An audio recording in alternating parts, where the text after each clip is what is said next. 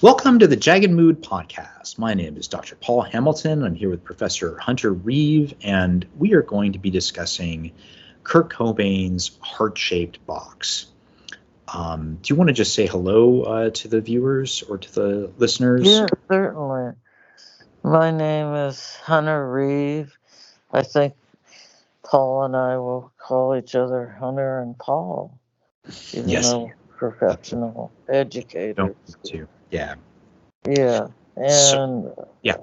I look forward to talking about Cobain, even though he had a tragic end. He was extremely talented and poetic. So, Paul, go ahead. Yeah, we're coming upon the 30th anniversary of Kurt Cobain's death. It'll be in April of next year, and we're already in October of 2023. Kurt Cobain committed suicide on April 5th, 1994. I can't believe it's been that long since he did. And so I think that it's a good time to reevaluate Kurt Cobain's legacy in the context of our own time, and to ask ourselves whether or not his work, survives as in a literary sense. Has it sustained? Was its promise, or what the hype of the time period when Cobain committed suicide really borne out now that we can look at it over 30 years? Can we say that what he did really has literary merit? And I think that that's really the purpose of our discussion here. Also, the historical circumstances. Of course, Cobain died by shooting himself. I think he shot himself in the heart with a shotgun, but he was extremely high on heroin and benzodiazepines at the time. And so obviously, and he wrote about heroin addiction. Obviously, that's an important part of his legacy as well. He was, in many respects, regarded as, for better or worse, the voice of a generation, an alienated generation, a generation that longed to get back to something more authentic. At the time, the music was highly produced, and a lot of bands, the sound was very electronic, and it evoked a technological landscape. And then here came the grunge movement with this return to acoustic and raw distortion, and a much more unvarnished kind of sound. And so I think that it's just well worth asking, what did all of that mean? I think that personally, I revisited Cobain myself because of just sheer accident, or maybe it was an accident. The gods of the YouTube algorithm suggested this song Heart-Shaped Box to me, and it brought back that time period. I'm sort of in that demographic where nostalgia for this kind of work is very much marketed. And I think that upon looking back at the work, though, especially the video Heart-Shaped Box, I found myself shocked by how well I felt that it survived in comparison to other music of the time. It's the video Heart-Shaped Box. It was directed by a man named Antoine Corbin, and who had directed a number of iconic videos, U2's One, Depeche Mode's Enjoy the Silence, all of which are quite famous. And he had this symbolic approach to an artistic kind of symbolic approach to music videos that I think resonated very well with Kurt Cobain's lyric style. And I think that there was a sort of perfect storm, so to speak, in this video, and it all crystallized into a kind of vision. And so I was quite excited actually to do this podcast and to see what you thought, Hunter, about the whole experience. So I came to you with my my thoughts about this, and I think you were a bit skeptical to begin with, and may still be somewhat skeptical with my enthusiasm about kind of rediscovering Cobain's as a lyricist.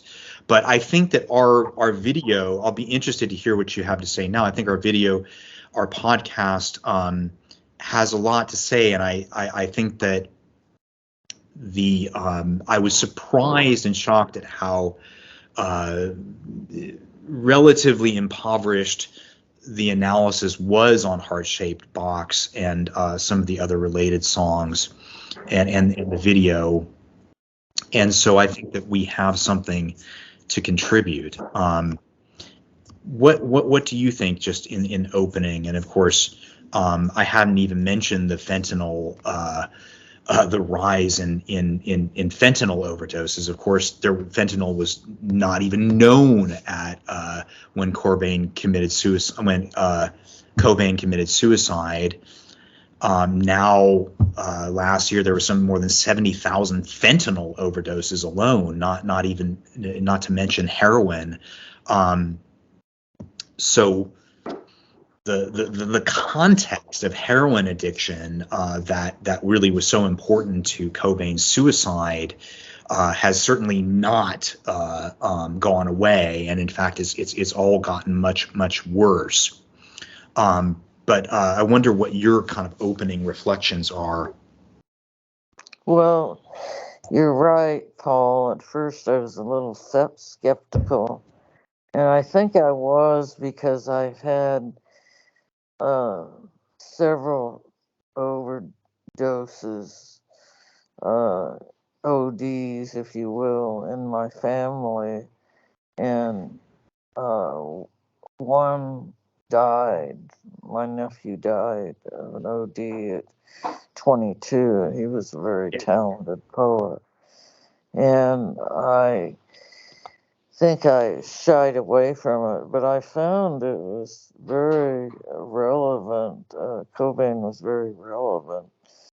And once I went back to him, and in talking to my own son, which I'll go in later, who OD'd and was resuscitated, and now has years of recovery, I realized that people like Kurt Cobain are very important as poets and musicians, and his death was very tragic. And later I'll read some of my own poetry, but I just wanted to say I became much more enthused as you did, Paul.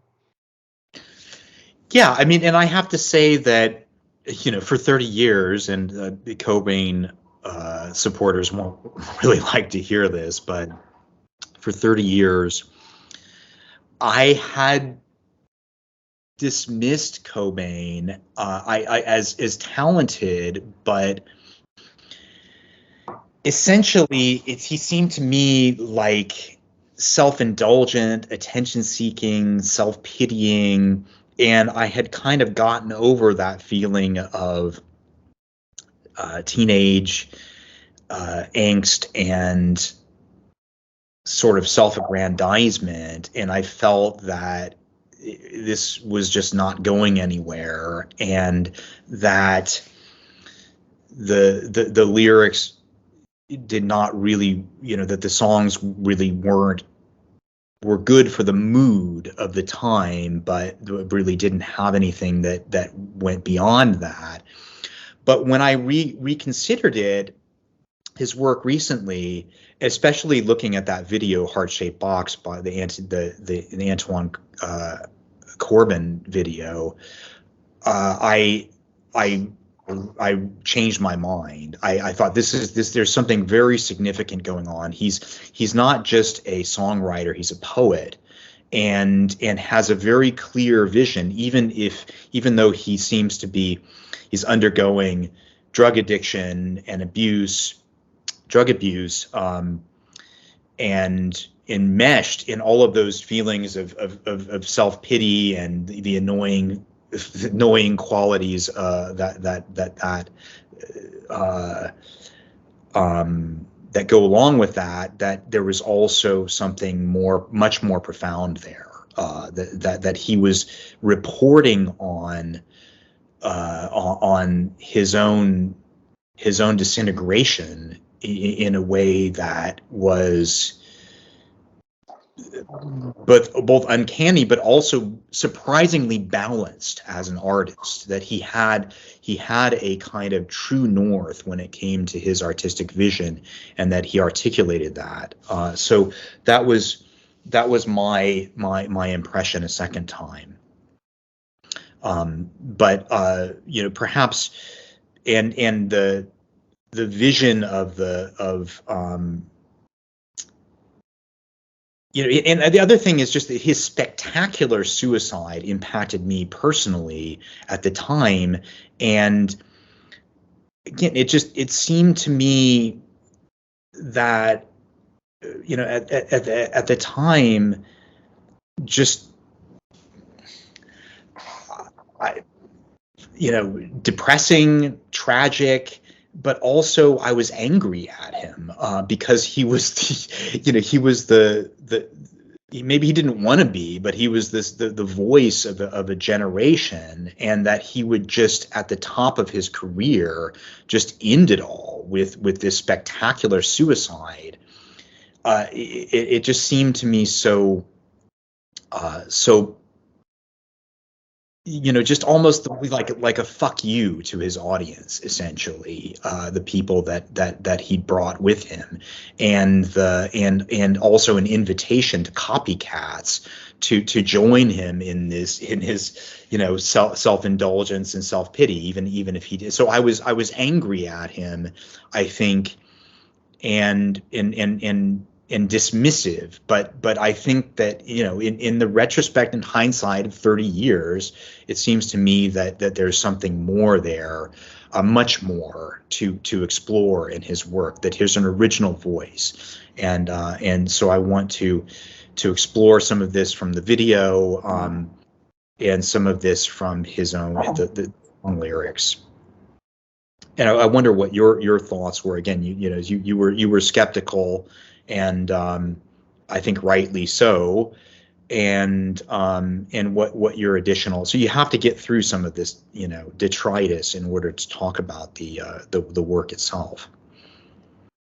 Yes, I think once I got through his works, songs, and the video, I reconsidered, and what went along with that was I talked to my son, who really likes Cobain and thought his death was very tragic. Mm. And he told me that what I kind of knew partially, but I didn't know at all, that addicts and drug addicts world is narrowed in the beginning, and because of the drugs, some of the drugs, he's or she is full of self-pity and angst. And the drugs, the more drugs one takes, this is according to my son, the world narrows even more.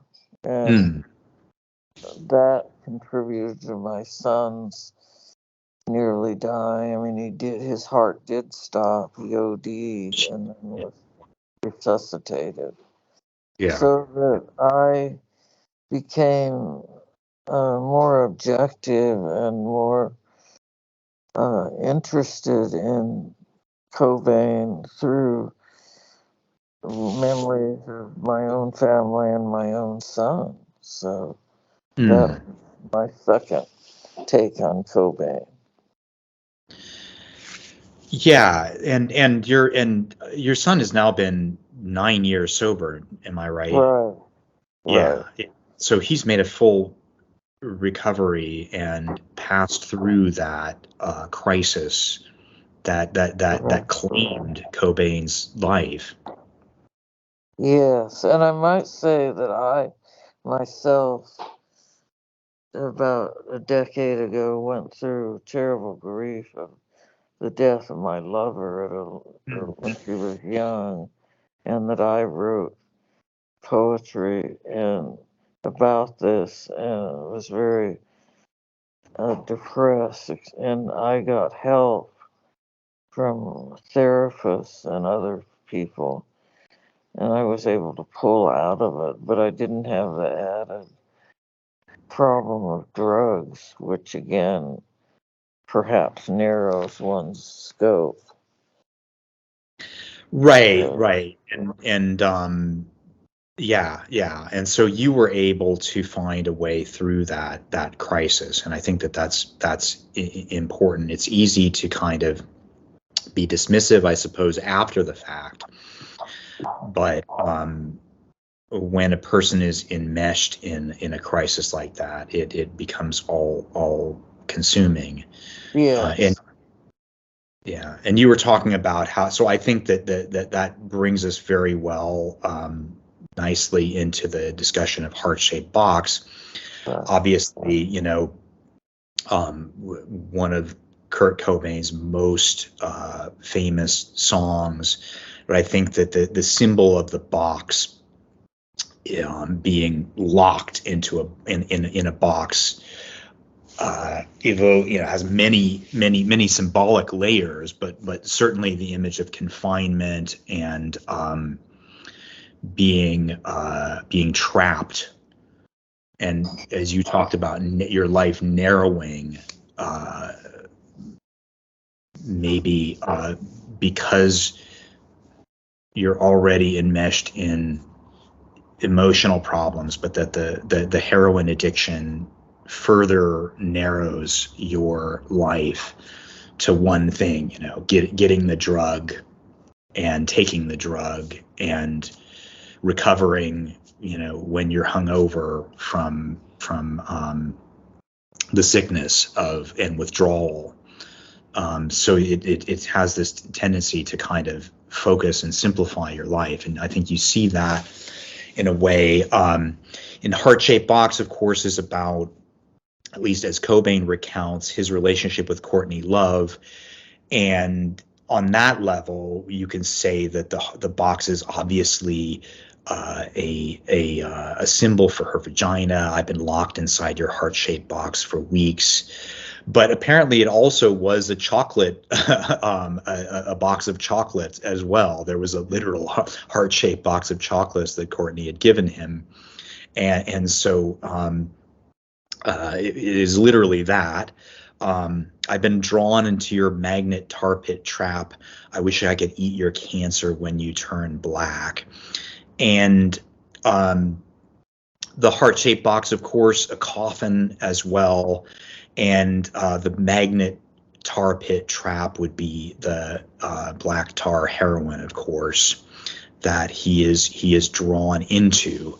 I think that what's so powerful about this is poetry is that there's just the concentration of meaning in that image of the heart-shaped box, and just how resonant and how it extends from a coffin to entrapment in a kind of a sexual sort of a womb-like sex death space that he is drawn into. And I was especially impressed, just looking at the lyrics before we look at the video, by these lines. In the next section. Meat-eating orchids forgive no one just yet. Cut myself on angel's hair and baby's breath. Broken hymen of your highness, I'm left black.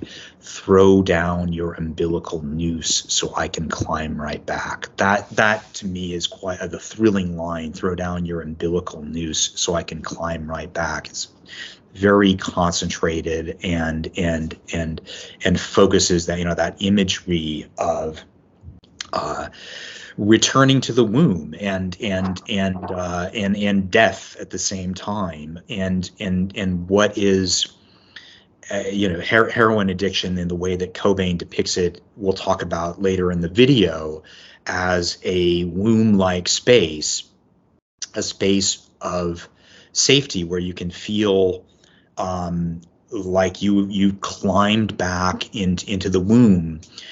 And the album is, of course, entitled In Utero, and where you can have a place of safety from contingency, from all, as Hamlet says, all of the shocks that flesh is heir to, the 1,000 natural shocks that flesh is heir to, that heroin becomes this kind of solution of a womb-like space, your magnet tar pit trap. That is also. And I think the in utero is also indicative of him wanting to start over. I mean, as an embryo and Exactly. fetus, and having a new life that isn't tarnished, if you will. Tarnished being the opposite. The word that I was thinking of heroin, and trying again, and unfortunately didn't get that chance. Yeah, exactly. That's a really good point about renewal. Maybe you get a chance to be born again and to experience life a second time in a more, somehow purified from the corruption and the cancer that you have gotten yourself enmeshed in, the black magnet tar pit trap.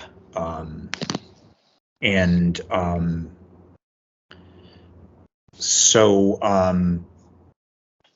I think that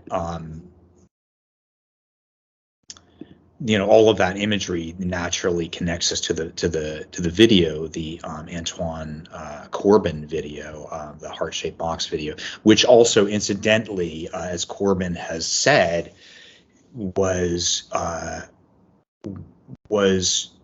created according to meticulous plans that Cobain had written out.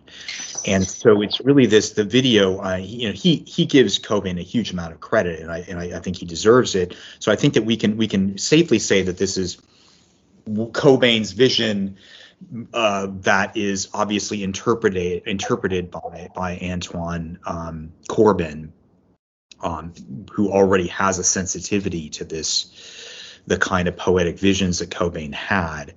But we can say that this is Cobain's vision, and I think that the maybe the opportunity of rebirth and also kind of resurrection is implicit in the video to some extent. When I went back and saw the video for the first time in at least 20 years, my first impression in the opening scene is that you're looking at this man who is maybe an older version of a junkie who's in a hospital bed, and the members of Nirvana are sitting in the hospital room at the foot of the bed. And there is something really uncanny when you know that Cobain died after he had would probably have been an OD on heroin and shot himself, the analogy between Cobain and the guy in the bed are impossible to avoid, and so you have this feeling in the wake of Cobain's death that you're looking at Cobain looking at himself dying in a hospital bed. That's not exactly how he died. He died in a greenhouse shed where he shot himself, but you could be looking, but the whole video has a feeling of life review about it that is hard to mistake, which comes from Corbin's symbolic, sensitivity to Cobain's symbolic imagination. But it also comes from the lyrics and from Cobain's vision. And so I had when I watched this again, I thought, oh my God, it's as if Cobain has been resurrected and is accompanying us, looking at himself as he dies. This can't be a mistake. And it's extremely uncanny to be staring at an image of a man dying of a drug overdose with Cobain essentially next to us looking on at himself or at a depiction of himself. And so that initially is what drew me in to think, oh, this is really creepy. What Cobain is and what is Cobain up to here? Yeah, I might interject. Yeah. A poem that I wrote that is me kind of looking at myself and trying to find a way out, but having real difficulty. And called White Tattered Blinds. Yes. White tattered blinds hide me from life without your heart. Disease turned to death tears our part. I still try to find you without faith. Something old will take its place. Smash red, then dead. Yeah, there you go. Disease turned to death. And there is no resolution really in this poem except perhaps I'll try to find you without faith. But I had to work through this to get to the other side. That's a great point. Yeah. And you have the white tattered blinds. Actually, in the video, there's the blinds which are hiding the guy who's dying from the sunlight. They only open the blinds at the very end of the video. Right. That's why I thought I'd bring up this image of the blinds, because it does still try to find out faith. Right. So the real lack of faith. Right, disease turned to death, and I mean I think you see that clearly in the Cobain lyrics that we've talked about. I've been drawn into your magnet tar pit trap. I could eat your cancer when you turn black. The idea of that you're of being in love with what's killing you. Yes. And also that constellation of feelings of impotent rage and grief and self-destruction. Yes. Yeah. Yeah. So I think that's that captures that mood, but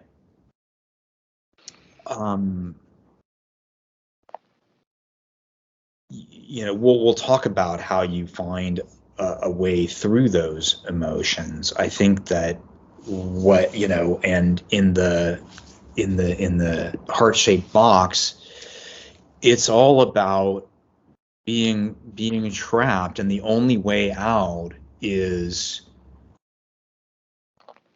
climbing back into the womb through the umbilical noose that will somehow kill you and give you that feeling of safety that you departed from when you were born.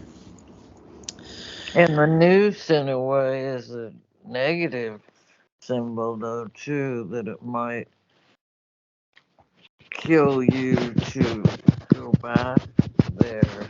But, but he's driven to do that, to go back nevertheless. Right. It might kill you. That you're driven to go back, and you know that every time you're shooting up that heroin, that you're potentially, leaping into the umbilical noose that's going to choke you to death. Exactly. Yeah, so I mean, I think that you've given that constellation of feelings. I think that I want to get back to this question of what I think is that opening that really struck me as being so uncanny, which is that somehow as viewers we're in the process of some kind of Cobain is in the process of some kind of a life review, and we're there. It's almost like we with the opening scene, we're there in the room knowing that Cobain has committed suicide, with Cobain looking back on a version of himself, or a surrogate for himself, who is dying, which is obviously the most spectacular thing about it. Everybody knows about Cobain is that he committed suicide in this spectacular way, and so it's very hard not to read the video backwards through Cobain's own suicide, whether or not he intended it. And it's hard exactly to know, but it certainly strikes me as a very uncanny kind of feeling. And I wonder what your thoughts are about that. Yeah, it's really uncanny there. I just think that he had it becomes kind of a vicious circle, this trying to show an audience of what's happening to you through this man in the hospital bed, and then trying to go back and start over, and yet thinking that could possibly kill you. So he's having really difficulty, and in the end can't get out of this circle. Yeah. I mean, and yet there he is outside of the circle. Do you see what I mean? Like, Yeah. which, like, it seems to me that, like, I guess the thing to me is that, like, artistically he was outside of the circle. There was a part of him that was, from an artistic point of view, which is, I think, what's interesting about him, actually reporting on what biographically he was going through, and that somehow we are able to stand outside of his experience with his poetic soul, so to speak, which did view it out, which was somehow able to stand outside, even though he himself was not able to survive the crisis that he was experiencing. Yeah, perhaps this was an attempt of hope to get out of that vicious circle, and he didn't. That's a But good point. try. Yeah, that's right. That's right. And as you said, possibly the imagery on the one hand is regression, on the other hand, possibly rebirth. Yeah. I can't help but think of the image, the very iconic image on the front of the album In Utero, which is of a baby that is a naked baby in a swimming pool, shot from underwater, and the baby is there's a fishing hook with a dollar bill on it. Baby's reaching for, which I think has all of that. The somehow the desire to be back in the womb, but also this kind of cynical commentary about celebrity and the drive to success that is somehow mixed into all of this. But so looking at himself, or a surrogate for himself, who, by the way, originally in the video was supposed to be William Burroughs. He had originally wanted William Burroughs. William Burroughs, the famous beat author that Cobain had gotten to know. And Burroughs was also a famous drug addict and wrote a book called Junkie, as well as his very famous and important Naked Lunch, which was banned for many, many years in the United States. But Burroughs had a second life as a figure who made cameo roles in a lot of famous movies, one of which was Drugstore Cowboy, where he appeared as a priest who was a heroin addict and who meets with the main character. And Burroughs had this kind of iconic, almost clearly I can see why Cobain wanted him in the role of a surrogate for himself, as a kind of almost eternal drug addict figure, like a figure kind of standing outside of time, almost a Christ-like figure for drug addicts. Which brings us into we are then it opens up into this visionary experience, which is clearly intended to depict the drug addict's imagination, or his dream, a kind of visionary dream. And this is all shot in Technicolor, or something that appears like Technicolor, clearly referencing the Wizard of Oz in this landscape of poppies and a Christ-like Burroughs junkie figure who ascends a cross that's standing in a field of bright red poppies. And I think that concentration of imagery is absolutely fantastic. On the one hand, you think that this is an unbearably overbearing image of a Christ, the crucifixion, but somehow I think it's saved by this Technicolor landscape of poppies, which obviously suggests the heroin addiction. And the guy on top of it is wearing a Santa Claus hat, and somehow it becomes a kind of visionary landscape, and he's pecked at by these robotic crows.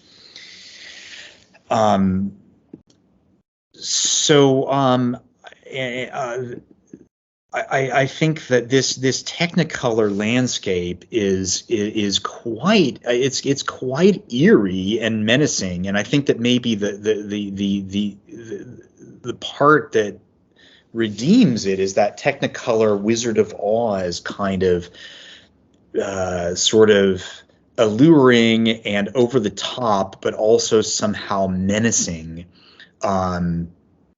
landscape that elevates the image. And in keeping with this idea that somehow it's a visionary life review, there's a little girl who wanders around, and she's in a Klan outfit, a Ku Klux Klan, a white Ku Klux Klan outfit, which is obviously disturbing, and I wonder if it could even be done now.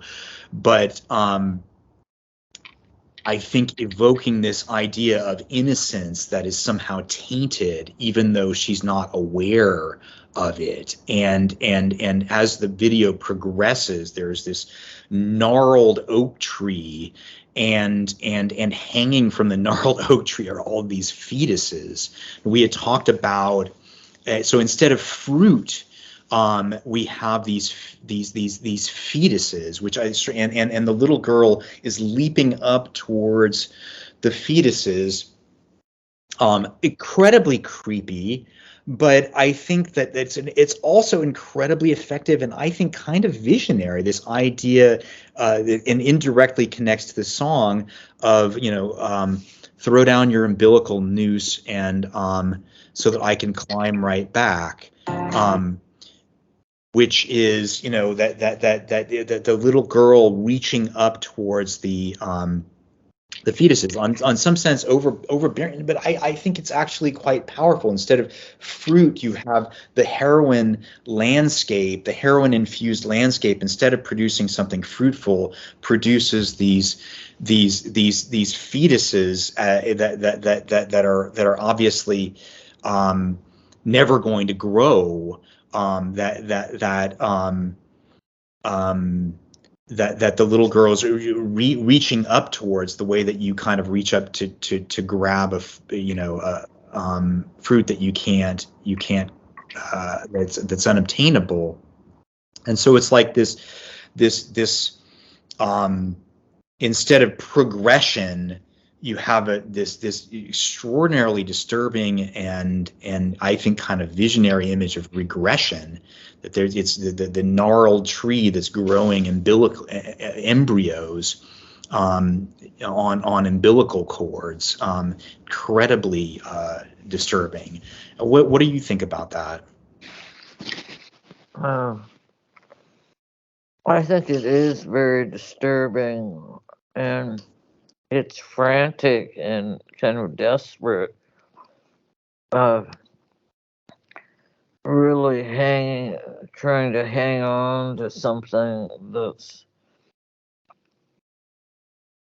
that might save him, and the fetuses are obviously highly symbolic for him in the title In Utero, and he's just, I think, becomes an obsession to him, the fetus. Yeah, definitely. Yeah. And Cobain himself collected fetuses. Right. He had always been, sort of interested in fetus. He had a fetus collection, which is gross. But when rich, he was able to go to medical supply, warehouses and collect these things. Wow. Yeah, creepy, huh? Yeah, very obsessive. Yeah. But so and the girl in the Klan outfit, I think that in a certain way it resonates with the image of the baby in the swimming pool reaching smaller, that somehow there's this sense in which she's uncorrupted, but that she's also surrounded by corruption and even touched by it, but maybe in spirit still untouched. Yes. Yeah. And there's this transition in the video that's quite powerful, where the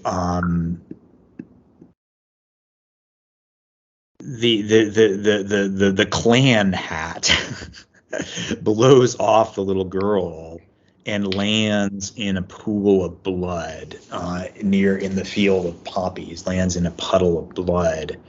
And this is really where the imagery, and there's a close-up in black and white, which is quite powerful, of the blood seeping into the white Klan hat.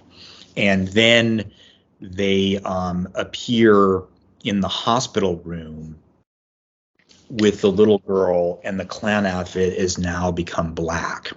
And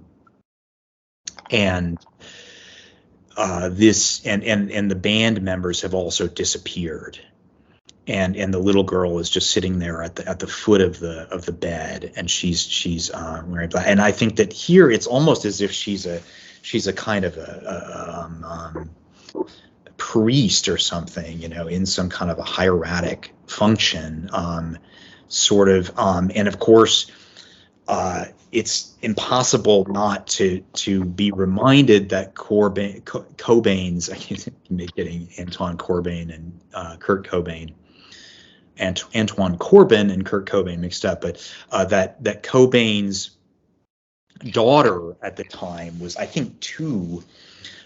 He had a young daughter at the time, and so it's like I said, you have this arresting feeling of him revisiting all of the features and figures of his life, and somehow the little girl is a kind of presiding spirit over his death, and suddenly there she is in black, and I can't imagine what it must be for his daughter to look at this video and to see this phantasmagoric version of herself, after. It must be absolutely wrenching, knowing that she lost her father.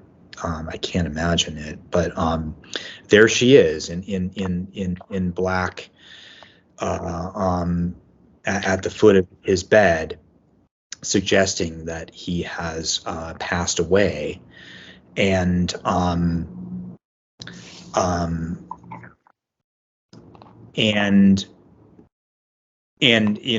earlier, and then we have this depiction of a figure that I hadn't mentioned, but there's this, to complement the figure of the girl, there's this figure of a somewhat obese woman, but who's in this kind of costume of human organs and blood vessels and muscles.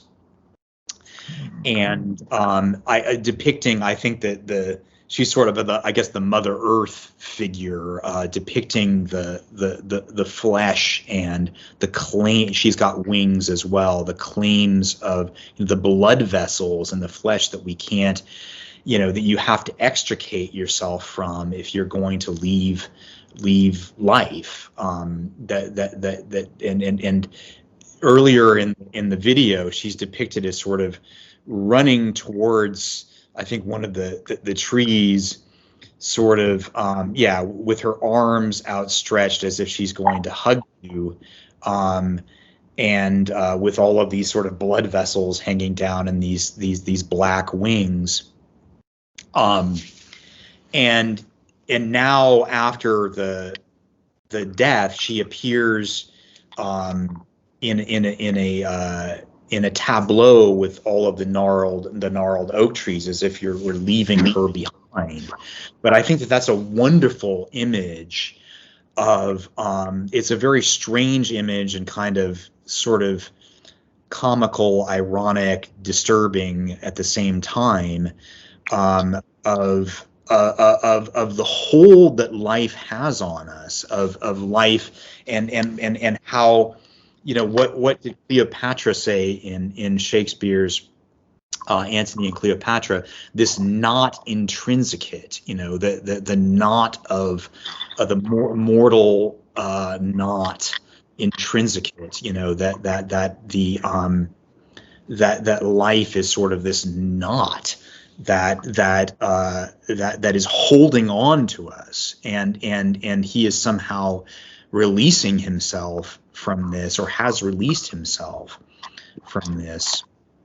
Yeah, I wanted to. Did you want to say Yeah, one no, more that's all. thing? Sorry, I talked quite a long, and yeah, the sort of apologies. I've got a lot to say about this, so apologies to our viewers. I've Wow. talked quite a lot today on kind of dominating the conversation. No. The poem that I wrote called 2 Years is my real desire to escape from this terrible grief and depression. Mm, So I'll read that. It's called 2 Years. mm. Missed too many sunsets, lost too many bleeding bad bits. 2 years, too many deaths. Red runs down my driveway, crimson byway.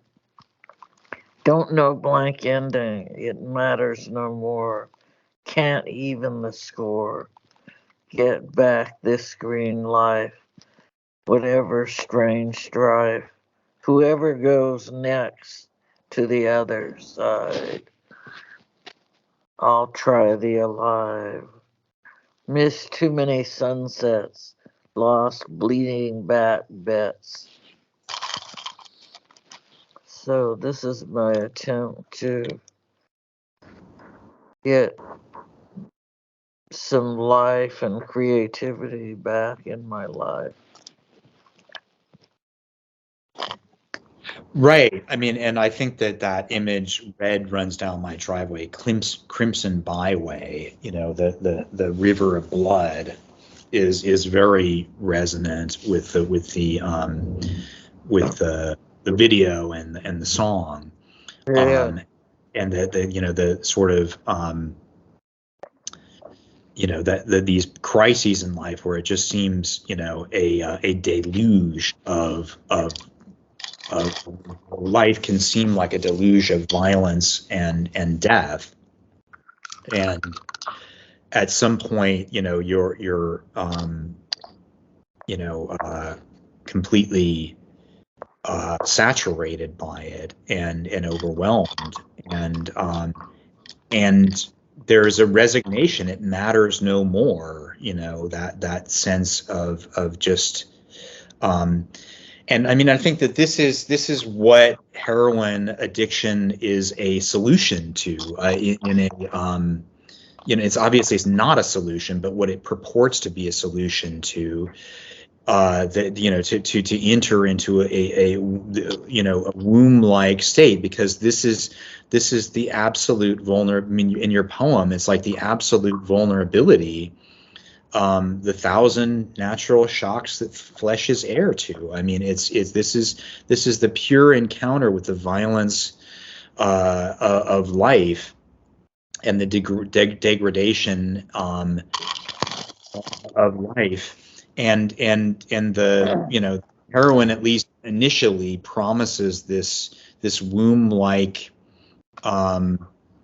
space, but of course what it conceals is the absolute escape, which is death. And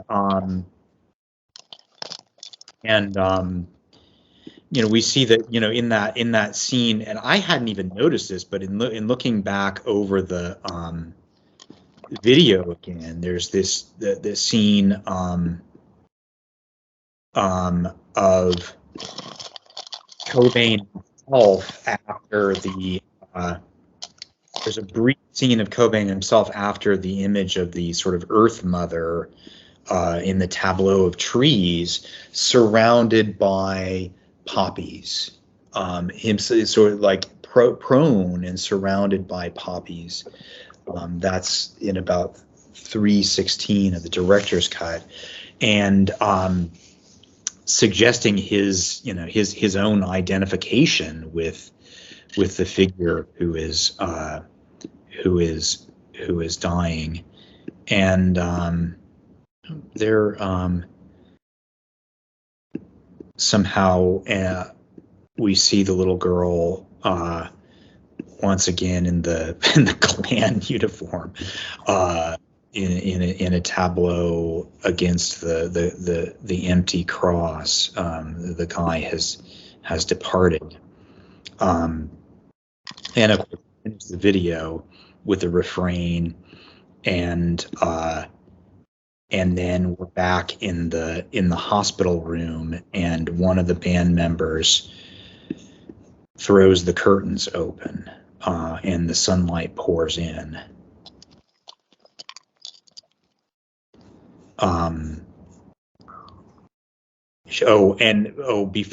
Before the I actually missed the most important part, which is that when in that image of the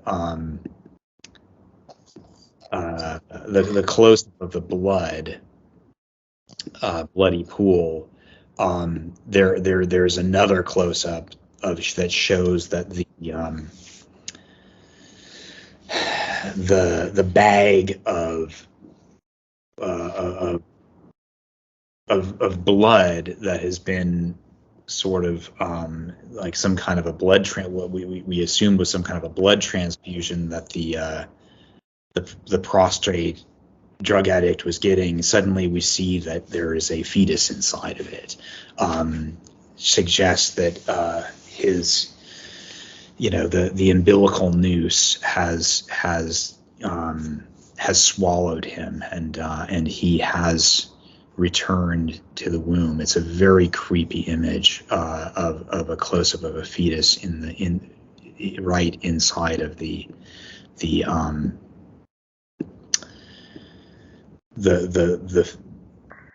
blood bag that he's been getting intravenously. Incredibly disturbing. But so it's a return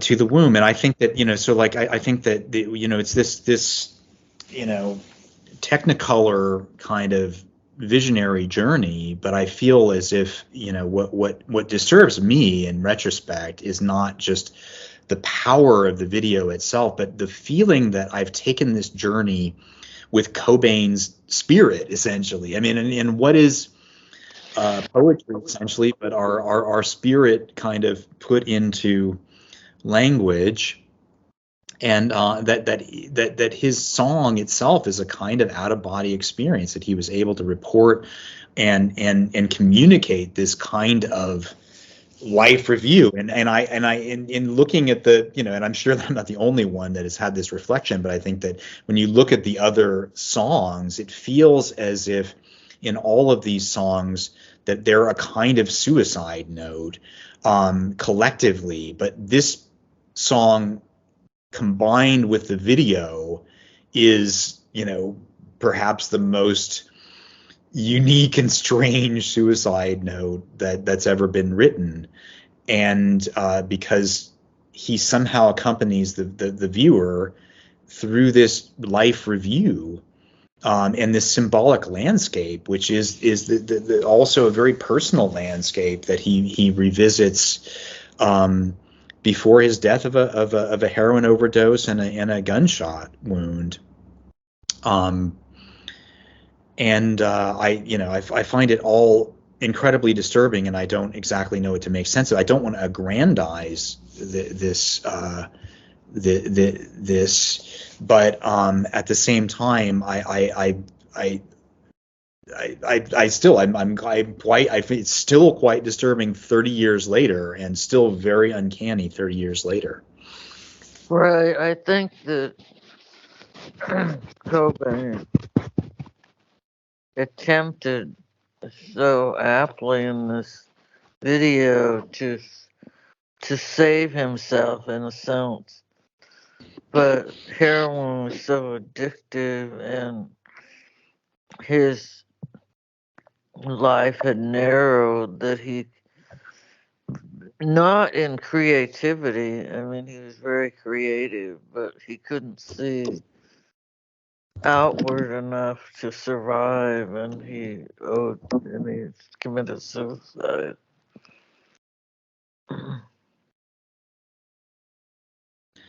Right, and I think that yeah, sorry, go on. And it's really tragic. No one knows exactly why someone commits suicide. You could say that he he's loaded, he's this, he's that, but still the something perhaps this other man I talked to who had OD'd and been resuscitated, there was something that he couldn't get past. And that was a song we might conclude with, that says something in the way. Yeah, right. And I do want to finish with I also want to include that poem that was The kind of a farm. breakthrough for you as well. Um, the yeah, right. That there's this obstacle that he can't get past, and despite the fact that he's able in Technicolor literally to convey his his experience and the imprisonment by drug addiction, but also, of course, more universally, all of our imprisonment by life itself. Right.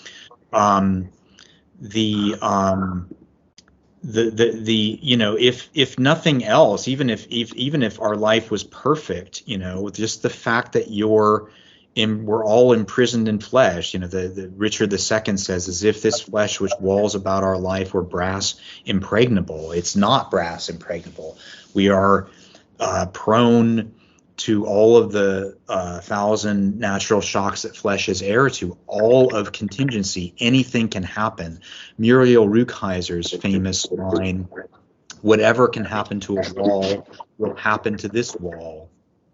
Whatever can happen to a wall will have our absolute, nearly infinite vulnerability, and that becomes intolerable. And so you can understand why opiate, the heroin, allows him a womb-like space, free from contingency. T.S. Eliot's great line, "The awful daring of a moment's surrender, which an age of prudence cannot redress," from The Wasteland. The absolute vulnerability of a moment's surrender. Anything can happen to us, and that it becomes intolerable, even if your life is going very well. But the thing that's in the way, and he writes about this in that incredible song "Something in the Way," there's some obstacle in the way that is preventing him from a breakthrough, to view some kind of a transformative breakthrough, to get beyond the addiction that is imprisoning him. So, and again, I mean, I don't want to just reduce it to addiction, because I think that he's talking about a universal situation as well. But I'd like to read these lyrics, which I think are so brilliant. And this was actually the song was used in the recent Batman movies. It's still quite resonant. "Underneath the bridge, tarp has sprung a leak, and the animals I've trapped have all become my pets, and I'm living off of grass and the drippings from my ceiling. It's okay to eat fish because they don't have any feelings." I think if I can just interject, Yeah. that this is a great poetical revision of a lot of poets and songwriters have said. It's just what you said, the entrapment of life. He traps the fish and the pests, which we can only imagine, and he himself is trapped, as you say, in the flesh, as we all are, by youth, maturation, and then death. Right. I mean, in that line, "It's okay to eat fish because they don't have any feelings."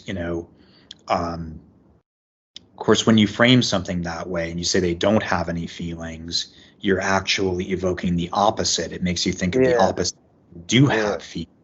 But what's the difference between fish and people is fish can't talk. And so they're just these kind of mute eyes that are staring without being able to speak as they're being eaten alive, or cooked or whatever. Yeah. And image as a depiction of his state of mind or the state of abjection is that he's in, living under a bridge, and all of the leaking that's going on at the time, the drippings from the ceiling, which suggests the mourning for the situation of life. That this is what life is. That it's it's as Woody Allen said, a gigantic restaurant where everything's eating everything else. But he's somehow become acutely aware of this. This guy living in this obscure place under a bridge has become acutely aware of that. As you said, he is more than just a loss because of drug addiction. He's a poet and songwriter who grabs at the essence of life and tries to define it, and does in some way. Right. And, getting, adding to that, I mean, I think that what, I've read a lot of commentary online, and what immediately sprang to my mind when I read this was Blake's depiction of Nebuchadnezzar living off of grass, and that is the kind of illusion of a poet, a biblical illusion like that that's quite indirect. And if you turn to the King James Bible, the line from Daniel 4:33. The same hour was the thing fulfilled upon Nebuchadnezzar, and he was driven from men and did eat grass as oxen, and his body was wet with the dew of heaven, till his hairs were grown like eagle's feathers and his nails like bird's claws. And you see that that you have all of the eating grass, the abjection, driven from men, being an outcast. His body was wet with the dew from heaven, and you see that is not a mistake. That's there. That's an illusion that he intends, and I'm living off of grass. Maybe you could say that he's also living off of grass, smoking pot, but living like Nebuchadnezzar, off of grass and the drippings from, I say, the dews from heaven, as well. The drippings from the ceiling are the dews from heaven. And Nebuchadnezzar, as Blake depicts him, is the famous, iconic figure of visionary states. Right. And as we draw our podcast to a close, I'd like to read the poem "The Flowers" that is reminiscent of what we're talking about. Well, right, and the poppy imagery, the red poppy imagery. Exactly. And we are trapped, but I'm trying to find a temporary freedom away from this trap. Exactly. The And this flowers is about. you gave me. The flowers you gave me, they will last forever, even on the spilled red side. You gave them to me again last night, sacred over and over. Don't think that I will ever lose you. Time is no thing. Their petals ring like fragile beats of my heart. Don't think that you live through me. That is the opposite climb. I will meet you there as I do each moment of my life. Right. And there you have the depiction of an extraordinary vision of of an unending communication with the other side, and a sense of unity with the dead, and unifying vision. And maybe we can, and I think that, maybe this kind is a kind of breakthrough that I think it would be good, to end on a note of hope. I think that, that Cobain's work also, it breaks through in the sense that he's as poetry, it is a triumph. But this, I think the spirit can break through places that we can't physically survive as human beings, and the spirit in as it manifests itself in writing. And I wonder what your final thoughts are on this. Yes, thank you, Paul. You made such great points throughout. Yeah. Yes, I think that, excuse me, in this poem I found unity with the other side, the spiritual world, and it's been unity I found throughout my life, but this was more all encompassing because I was really depressed, dangerously so, and I was able to come out of it because of love of friends and help of professionals. And I think that this didn't happen for Cobain, but he left quite a legacy for us all. Right. I mean, in your own poetry, I mean, we've had the Crimson Byway, which is a figure of an image of deluge, being deluged, but that becomes this very elegant and wonderfully, I don't want to say whimsical, but this wonderfully elegant spilled red side, even on this flowers you gave me last week, even on the spilled red side, which is, such a wonderful way of evoking that the deluge of violence that all of us experience, on the violent side, the side of grief and rage, but it is placed into a different context, in a different frame that you're able to capture in that second poem, which doesn't negate the importance of the first poem either, or the perspective of the first poem. It's just a different view on it, and one. But I think that again, that something in the way, and you were able to work through it. Cobain was consumed by it. I don't think, though, that I think that in the end, I think that Cobain has made a permanent contribution. I think that I saw an interview recently with a drummer of Nirvana, which I thought was quite puzzling, because he said, I don't really understand why it is that Nirvana has lasted.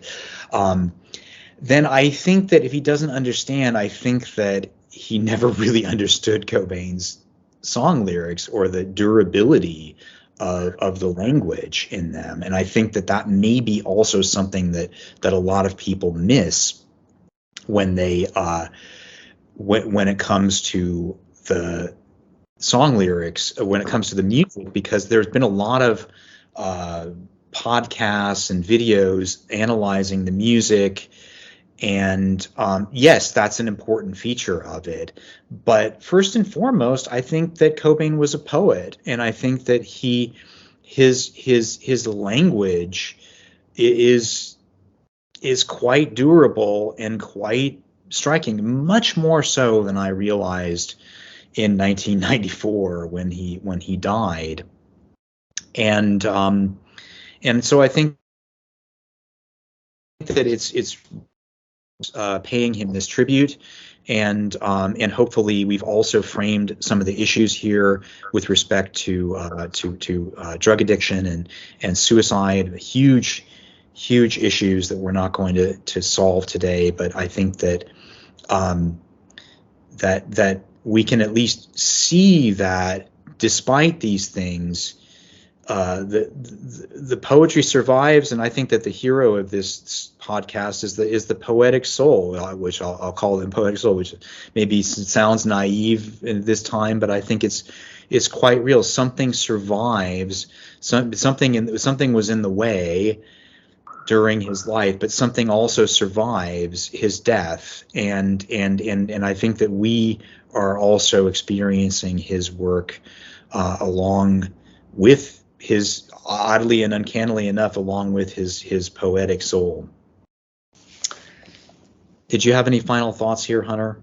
No, I reiterate what you said. This poetic soul is a great way to put it, and I would hope that my poetic soul radiates when I'm on the other side to my Yes, well, I'm loved one. confident that it will. And Shelley said in the defense of poetry that poetry is the mask and mantle through which we, if we are poets, walk through eternity. And I think that that certainly applies here. In my view, I think after 30 years, we can say that this applies to Cobain, and I think that it applies to your extraordinary work that we read here as well, and that we're lucky enough to hear.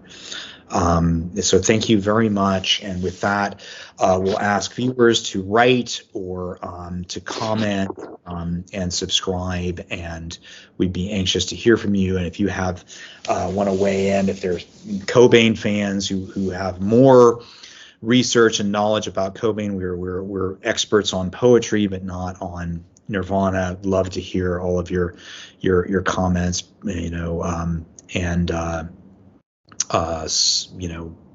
ideas about this incredible work and this incredible video.